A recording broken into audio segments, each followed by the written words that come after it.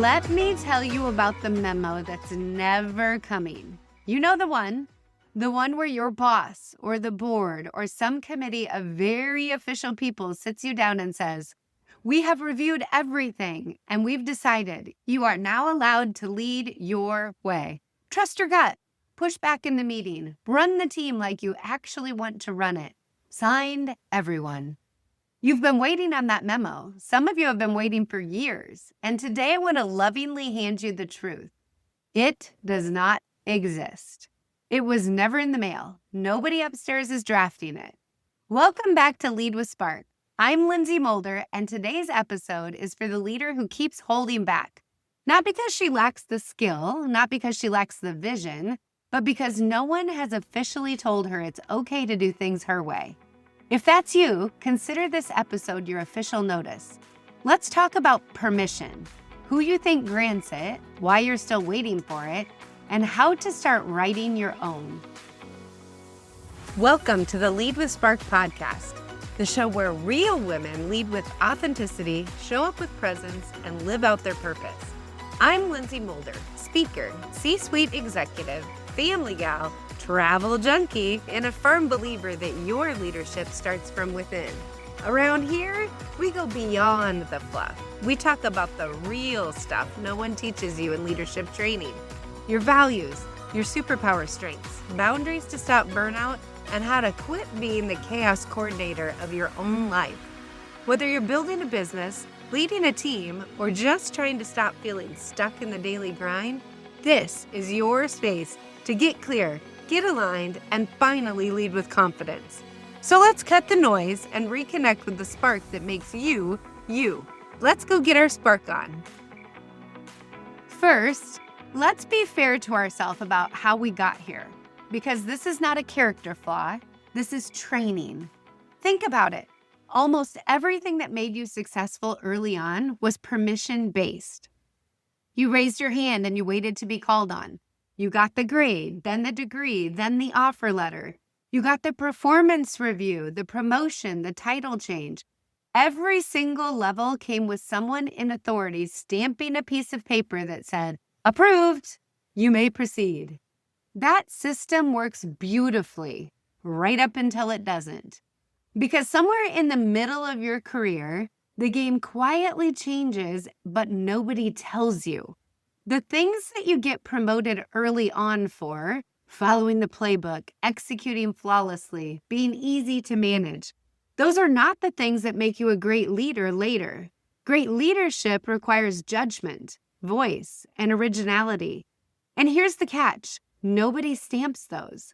There is no approval form for, "I'm going to run this meeting completely differently because the current way is wasting everyone's life." So we end up with brilliant, accomplished women running their leadership through an approval process that no longer exists, waiting at a window where no one is working. And can we laugh about that image for just a second? Because I have stood at that window. I've stood at it in many of my previous situations, y'all. Fortune 100 companies, big title on the door, still glancing around the room thinking, "Is it okay if I do this my way? Somebody please nod at me, give me approval." Now, let's talk about what this actually costs, because waiting for permission feels safe, it feels humble even, but it's not free. Cost number one, the world gets a photocopy of you. When you lead the way that you think you're supposed to instead of the way that you actually lead, everyone gets this slightly blurry, slightly gray version of the real thing. You imitate the leader before you or the loudest leader in the room, and your actual genius, the instincts that you have built over decades, stays in a drawer. Your organization is paying for the original and yet receiving the copy.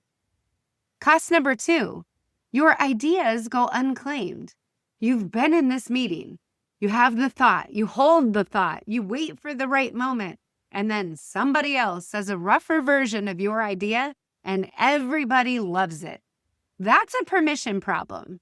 You were waiting for an invitation to speak that nobody else was waiting for. Cost number three, and this is a sneaky one. The people watching you learn to wait too. If you lead a team, your people are studying you way more than listening to you. When they watch you defer, hedge, and hold back until everything is officially sanctioned, you're teaching them that that's what leadership looks like. Your waiting has a downline and a ripple effect. So let that land for a second.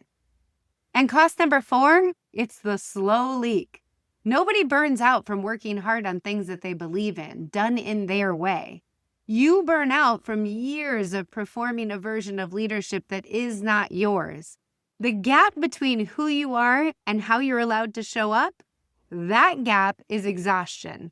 That gap is why you're running on fumes. So here's the reframe. And if you take one sentence from this episode, make it this one. Permission is not granted to leaders. It is taken quietly, confidently, and usually without an announcement. Look at any leader that you admire, anyone. I promise you, at some point, they simply started operating as if they were allowed to.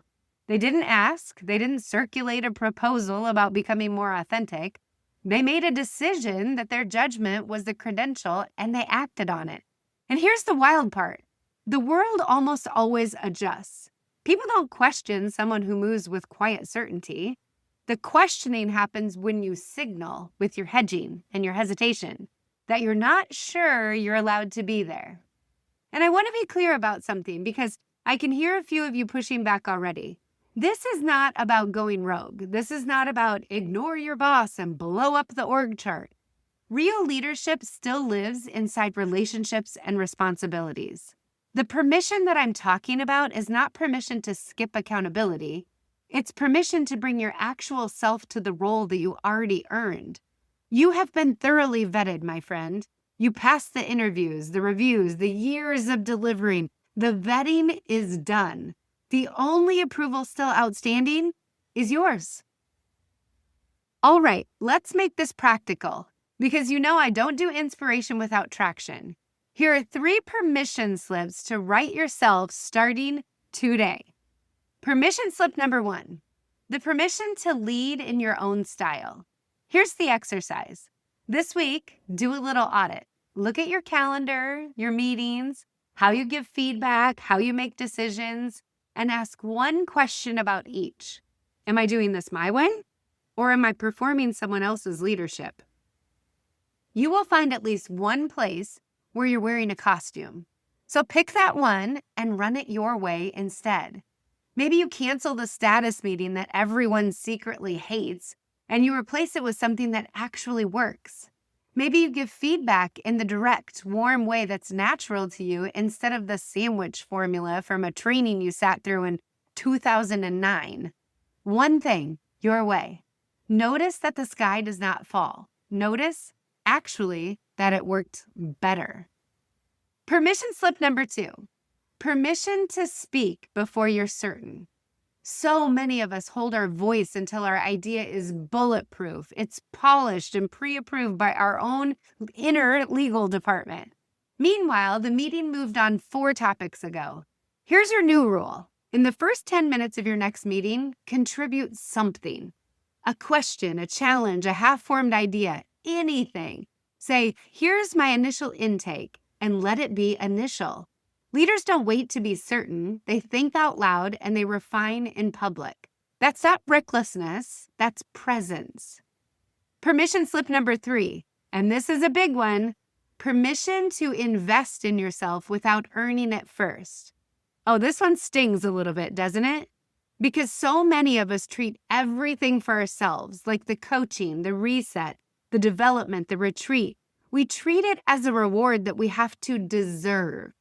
After this quarter, after the reorg, after the kids' schedules calm down, after. Listen to me. You do not have to earn the right to grow. Your development is not a bonus for good behavior. It's the engine of everything else that you're carrying. When you finally invest in yourself, everything you lead gets the upgraded version of you. That's not selfish. That's just math.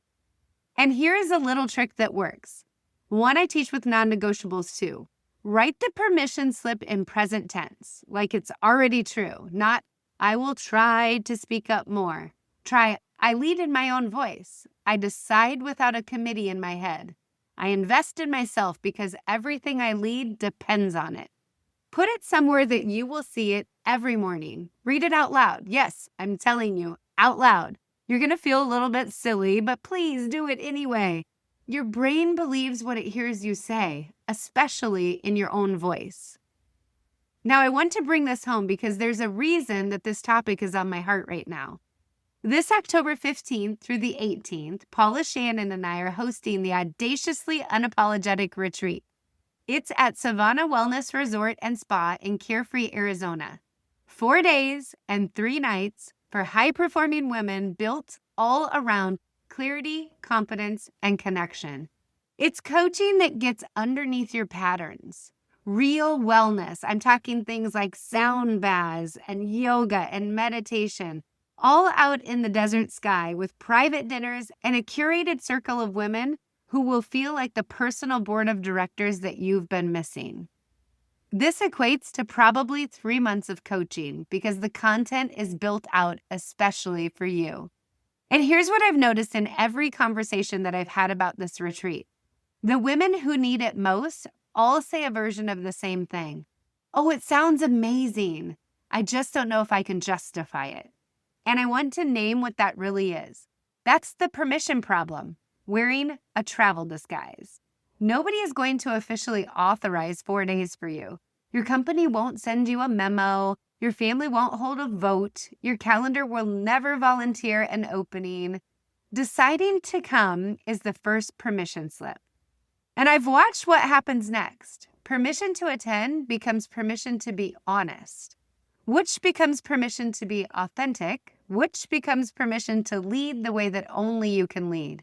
It's a chain reaction, and it starts with one signature, yours. So if something in you leaned forward during this episode, go to audaciousllyunapologetic.com. It's by application only, and you can apply right there, or you can schedule a chat with me first if you want to talk through it.